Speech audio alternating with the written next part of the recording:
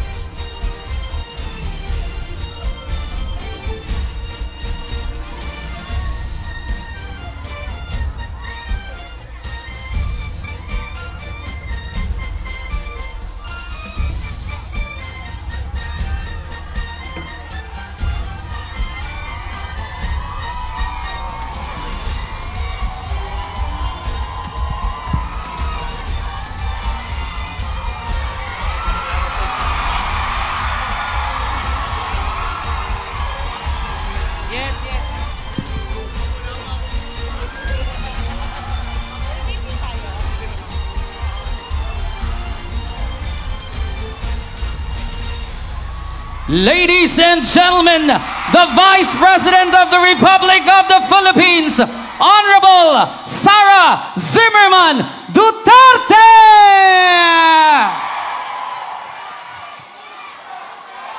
Thank you.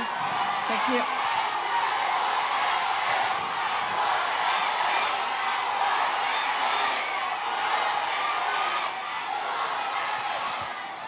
Daghan salamat. Maayong hapon kaninyong tanan. Assalamualaikum warahmatullahi wabarakatuh. Madayaw ug maayong adlaw kaninyong tanan. Magandang araw sa inyong lahat. Unahin ko po muna ang aking mga pagpapasalamat. Unahon ako ang mga pagpasalamat. Una sa atong Governor Manny Piñol, sa atong Vice Governor Efren Piñol, kay ilaming gipahuwam og stage, microphone, suga, kuryente, tanan para makahatag og mensahe sa inyuha karong hapon ug makauban mong tanan karong hapon dinhi sa probinsya sa North Cotabato ug dinhi sa syudad sa Kidapawan. Daghan salamat kaninyong tanan sa inyuhang oras ug panahon. Daghan sa inyo ang wala pa'y paniudto, wala pa nagmerienda, samot nag wala pa'y panihapon. Way naandam na panihapon. Tungod kay gihatag ninyo ang inyong adlaw, ang inyong oras, ug ang higayon para kanamo ug para sa ako aron makahatag ko og mensahe para sa mga senators sa Duterte ug sa PDP ug para sa atoang nasod. Daghan kayong salamat mga kaigsuonan nako dinhi sa probinsya sa North Cotabato. North ba o Cotabato na lang? Ginatanggal na ninyo ang North? Murag North and South Korea. Magpasalamat ko gikan sa ako personal sa ako ang mga kauban sa opisina ug sa mo ang opisina ang tanggapan ng pangalawang pangulo sa inyuhang padayon na suporta ug pagsalig kanamo taliwala sa mga pandaot ug pagpalisod-lisod sa amuang opisina. Daghan kayong salamat kaninyong tanan. Ang sunod na pagpasalamat gikan kay dating Pangulong Rodrigo Duterte. Daghan kayong salamat sa inyuhang pagmahal, sa inyuhang padayon na suporta, sa inyuhang pag-celebrate sa iyahang ika-80 nga birthday atong Marso 28 ug sa inyuhang pag-ampo nga siya mabalik na gyud dinhi sa atoang nasod. Daghan kayong salamat. Kadyot lang. Mubalhin ko diri sa init kay naluoy ko aning mga kauban nato dinhi nga nagpabulad sa init. Para fair.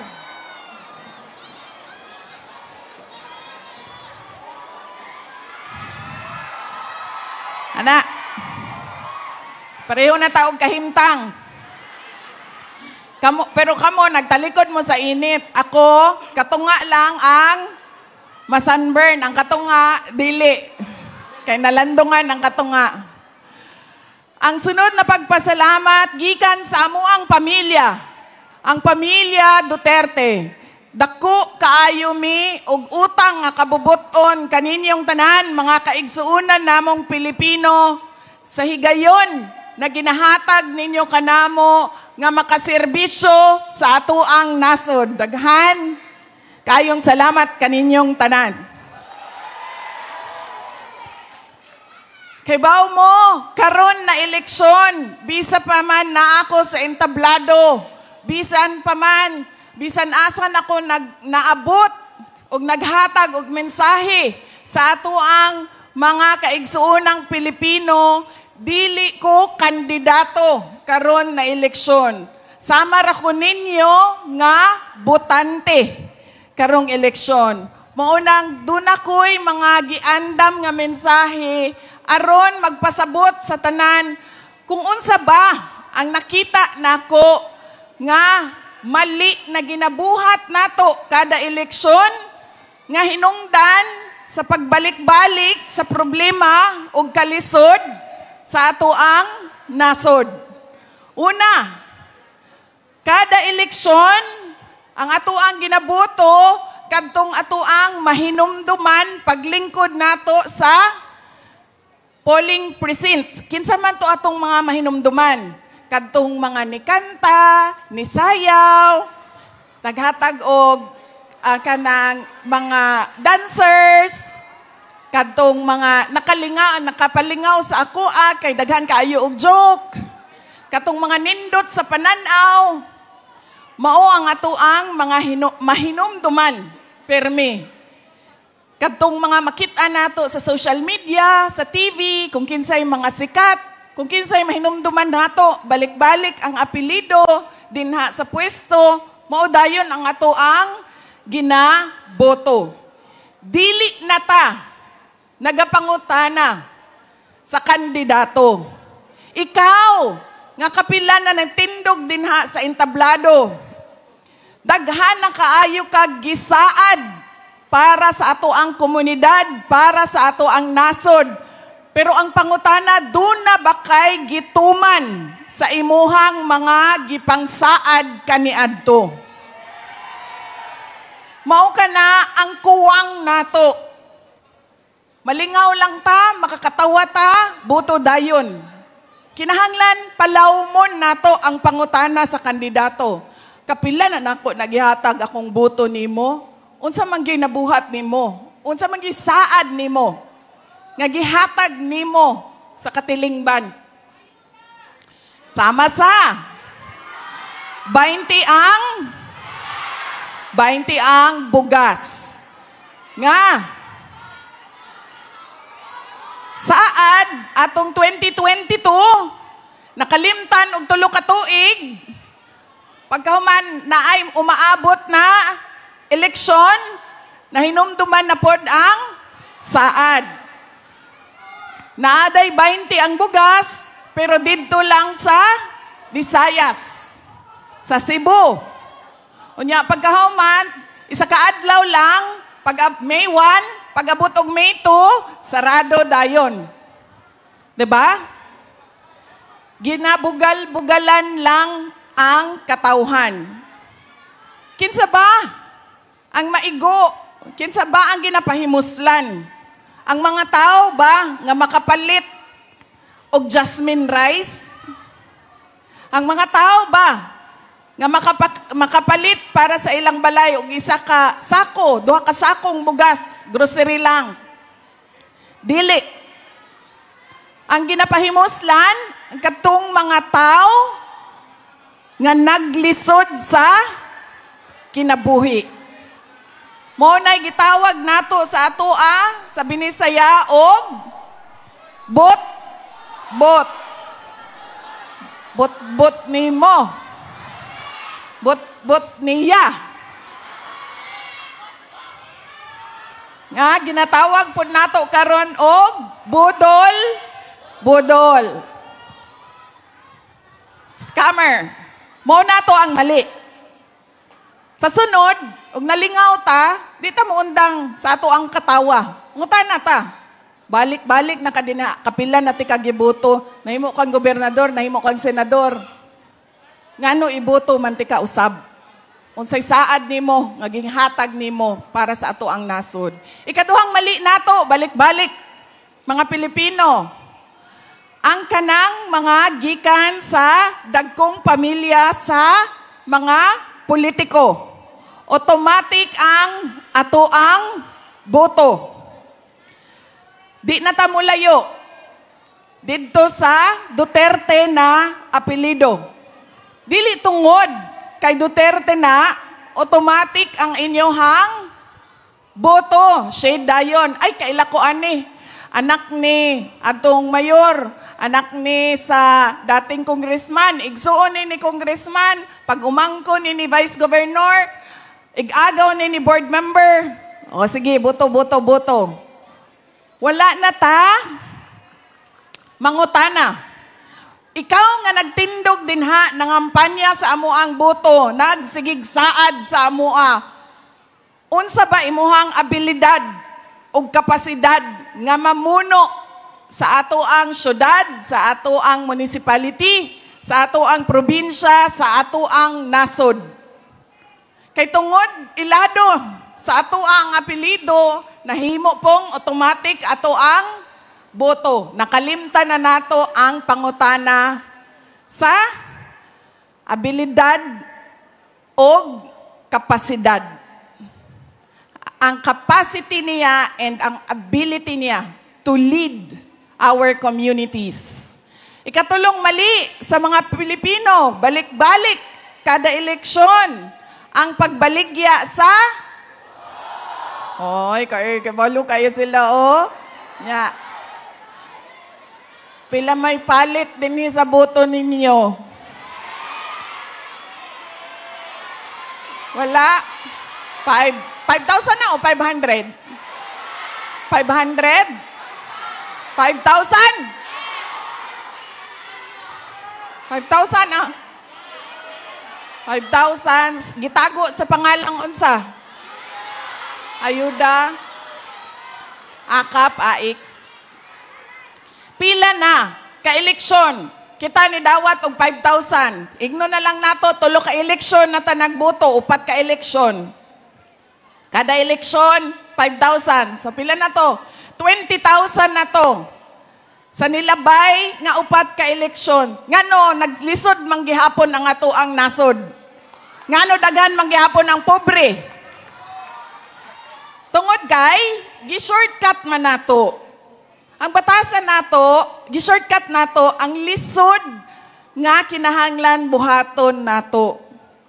Ang mupili sa insaktong leader. Kay gikapoy naman tagpaminaw sa mga tao nga nagtindog dinhi, gikapoy naman mo sa amuag paminaw kung unsa-unsa pa na amuang ginasaad, balik-balik. Agrikultura, turismo, infrastruktura, tanan Musaka ta sa langit, munaog ta sa yuta, mubalik na punta sa langit, undangon ako ang ulan para kaninyong tanan. Pero wa man gyud mabuhat, mo nang gikapoy na ta. Kung kinsay muhatag sa ato og 5,000, automatic na ato ang boto. Akin ni 5,000, okay na ni. Kaya nakadawat ko na, nasa kong bulsa ang 5,000. Nganong di ko nato dawaton ang kwarta? Wala may politiko nga nagahatag og iyahang kaugalingong kwarta. Kwarta man na sa gobyerno. Diba? Dawaton nato. Bayad gud ta og buwis. Kaya ba mo ako, kada mo pirma ko sa ako ang income tax declaration, sakit kaya akong buot, uy. Mga nasa 1 million good na ang mga deduction plus taxes na ako. 1 million kada tuig. Ginahatag na buwis. Diba? Dawato na to. Dawatan na ninyo. Pero, dili automatic ang boto. Kinahanglan na to una-unaon. Kay kung magbalik-balik ang ato ang batasan, nakatawa ko sa iyaha, nakadawat ko sa iyahag 5,000, gikan ni siya sa pamilya, sa mga politiko, boto dayon. Murabag ginabaligya na to ang ato ang kaugmaon. Bahala na, kay gikapoy na kong paminaw sa inyuhang tanan dinha sa entablado. Mo nang kinahanglan bag-uhon na to ang pagpili sa ato ang mga leader. Pangutanon nato, abilidad, kapasidad, unsay saad nimo nga imuhang mga gituman, naa kay ayuda, pero dili automatic ang ako ang boto. Kay bao mo, daghan sa inyo ha, nagtrabaho, ang uban nagpuyo sa Davao City. Kami dito sa syudad sa Davao, dili mi nagabudget og pangpalit og boto. Kay bao mo nga no, tudlo ni sa ako ang amahan, sa amo ang magsuon. Kung paliton nimo ang boto sa isa ka tawo, mawala ang respeto sa usat usa. Ang tao nga ang leader nga nihatag unya ningon butuhi ko kay kung di ko nimo butuhan di na ti katagaag ayuda sa sunod. Naong na siya og kwarta. Unsay pangalan sa inyong buaya dinhi?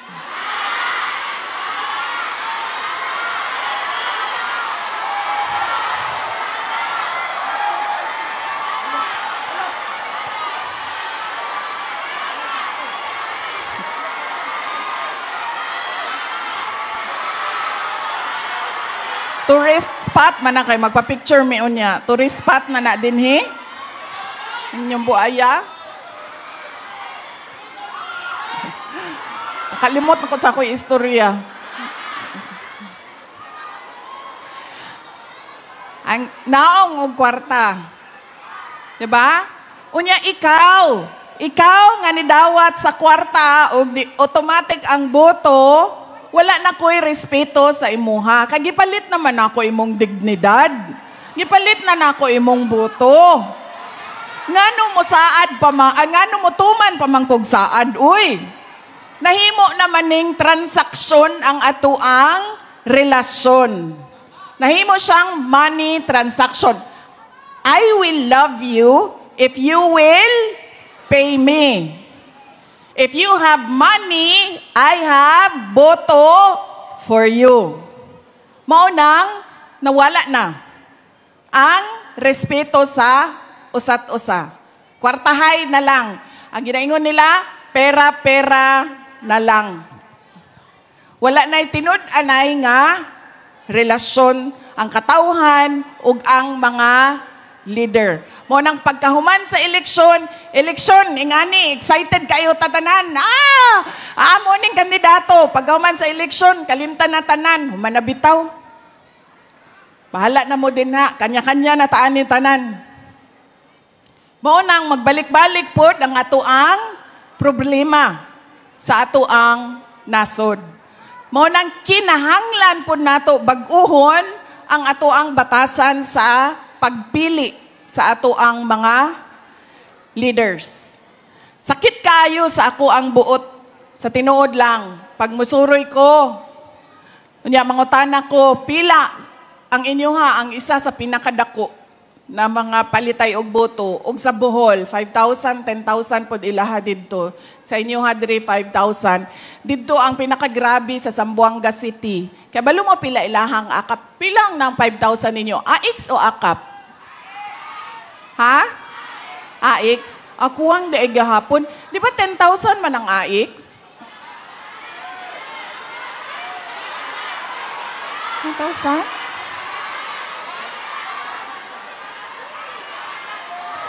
Dito sa Zamboanga, pila ang akap? Pila ang akap? 5,000, di ba? 5,000 ang kasulat sa budget, 5,000. Dito, Zamboanga City, 1,000 lang ilang ang akap, nawala ang 4,000.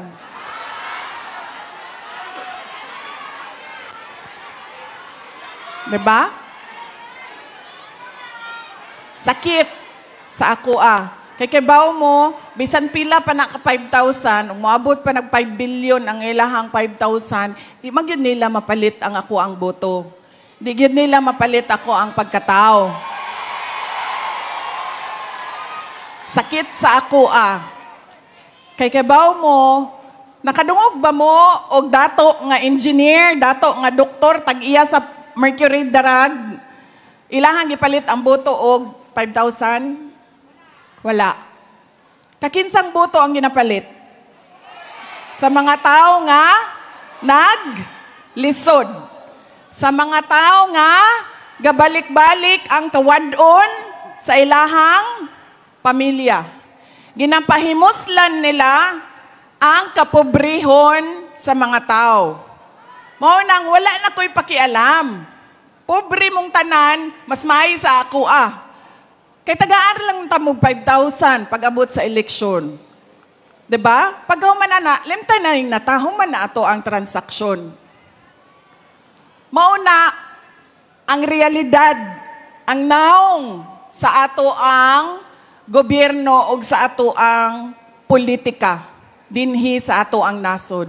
Maunang, nitindog yung ko sa entablado. Anak ko sa ako ang kaugalingon, kaning panahonan mao na ang insakto nga panahon kay dili ko kandidato, butante pod ko. Mao nang ako ang obligasyon magpahibalo pod sa inyo unsa ba ang mga mali nato na isip mga butante nga nakaapekto sa ato ang mga komunidad. Kay bawo mo tulo ka semana nako nagtuyok, nagsugod mi sa Samar, nitabok mi og Leyte, nitabok mi og Cebu, nitabok mi og Negros, nibalik mi, nisaka ko og Manila, nangaway ko dito, pagkaman balik na pag ko, mga buaya sa Manila, ngaginganlan og Abante, Chua, og Valeriano, mga pangalan sila mga buaya dito.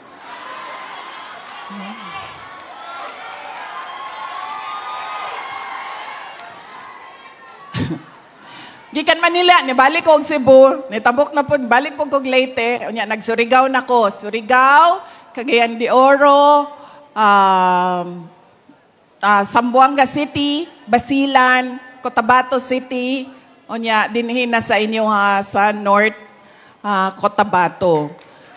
Sa tanan nga lugar nga mobisita ko, daghan kaayong tao. Mangutana sila sa ako kamusta na si Pangulong Rodrigo Duterte? Daghan kaayo ang musulti sa ako ingna siya palihog, mahal nako si Tatay Digong. Ingna siya palihog, mag-amping siya sa iyahang kalawasan, sa iyang lawas, sa iyang health, sa iyang kalusugan. Mag-amping siya dinha sa detention center. Nagaampo ko para sa iya. Daghan kayo. Lain-lain klaseng mensahe, best wishes tanan para kay Pangulong Duterte sa mga tao na wa gyud ko kaila kung unsa ilahang mga pangalan. Pero pag mag-atubangay nami, musyagit yun sila. Ikamusta mo ako? Kay Tatay Digong. Sa mga nangumusta sa iyaha, maghatag lang ko og update. Ang iyahang challenge, kada adlaw dito sa center, mao ang trabahong pang balay. Di siya kamao magluto, dili siya kamao maglaba, di siya kamao manhinlo sa iyahang kwarto. Kay kini tanan, ginabuhat tanan sa iyahang girlfriend. Yang girlfriend ang gabuhat ani tanan kaniadto. Mao nang karon na siya na lang usa, di na siya kamao. Kausa giingnan nako siya kay namroblema ko sa sugod. Kay siyempre na may pagkaon dito no. Unya ilang pagkaon dili man kanang Pilipino nga na. Ang ako abay ang papa kay kanang kuan baya na iyaha pirmi inununan, pritong isda. Anak pirmi ba balik-balik munggos, bulad. Wala man na tanan dito. So naglisod siya. So giingnan nako siya, ang pinakadali ani dinha sa inyong grocery sa sulod, palit kag itlog, paminta og asin, pagkahuman init na tubig nga mantika, imuha ng lutuon, scrambled egg na siya. Pagkahuman ning tan-aw siya sa kuan, ingon siya nga, di man gani ko kamao magpabukal og tubig, imuha na inoong kong palutuon og itlog. Okay, ningon ko sa iya ha. Okay, di lang ko ta mga suko, good. Wa man ko kibalo nga ingana ka grabe ang imuhang kuan. Kawad-on sa sulod sa kusina. Wa magiday kay nahibalan. So niingnan nako siya, nahala sige kanang mag-order lang taog rice. Amo ang ingnan sa abogado nga orderan ka og kanon kada meal nimo, kada kaon nimo dunay kanon. Ikaw nay bahala og tuyo-tuyo suka-suka dinha sa ilahang sudan. Pagkahuman ka usa nanawag siya sa kuha na ako sa barge gikan Cebu tabok og Negros. Nawag siya. Ingon siya sa kuha, Inday Sara, kay dili man gud nimo mahibalan nga gikan sa Netherlands ang nagatawag. Ang mugawas nga numero kay Pilipinas na unknown number nga Philippine number ang mugawas. So pagtubag nako, ko hello. Ana siya, Inday Sara, imuha ning amahan. Ay ko, siya nakahinumdum pa baka nako. Ko alangan, oy, amahan gud ka. Ayun siya, basin mabulok ko din ha, gikalimtan ako nimo. Ingon ko sa iya nga, wala biya gyud mi nalimot nimo. Daghan kaayo sa atoang mga kaigsuonang Pilipino ang gaampo nga mabalik gyud ka sa atoang nasod.